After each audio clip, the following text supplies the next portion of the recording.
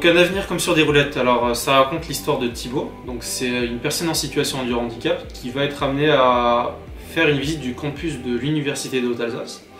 Et on va se rendre compte au fur et à mesure de l'histoire que le campus n'est pas forcément aussi bien aménagé qu'on le pensait. Voilà, ça c'est le petit synopsis, en gros l'idée de base.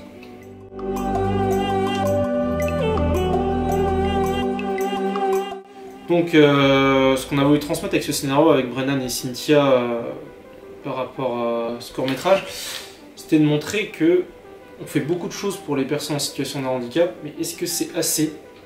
Elles peuvent. On essaie de plus en plus de les aider, mais elles sont pas égalitaires comme nous. Par exemple là, dans cette histoire, c'est nous, comme on peut marcher, on peut monter la pente même si c'est chiant. Mais une personne dans un fauteuil roulant pour pousser à bout de bras, monter une pente, c'est vraiment compliqué. C'est dans ce sens-là qu'on voulait montrer que le campus n'était pas assez bien aménagé pour ça. Alors, par rapport sur le tournage, donc ouais, il y avait de la pluie, il faisait froid. C'était pas vraiment optimal pour les appareils électroniques comme la caméra ou le stabilisateur parce que ça arrivait souvent qu'ils déconnent et qu'il fallait les essuyer. On avait aussi du coup notre actrice du coup Cécile Vincent qui avait ramené son chien, qui est très mignon d'ailleurs. Mais le souci avec ce chien, c'est que il peut pas se séparer de son maître à plus de 2 mètres. Et à plus de 2 mètres, il queen.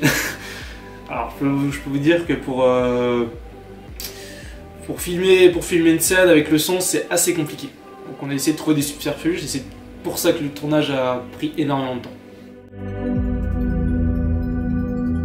Pour filmer du coup ce court métrage, j'ai utilisé un Sony Alpha 6300 avec son objectif de 50 mm.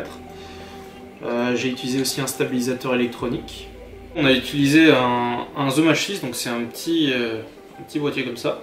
Donc on peut contrôler le son, brancher une perche et un micro dessus quoi. Et en gros on contrôle le son avec comme ça.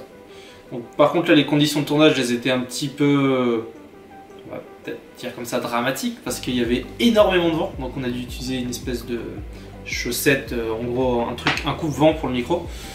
Ça marche plus ou moins, mais le souci avec ça c'est que on entend beaucoup moins bien les voix que s'il n'y avait pas ce coupe-vent.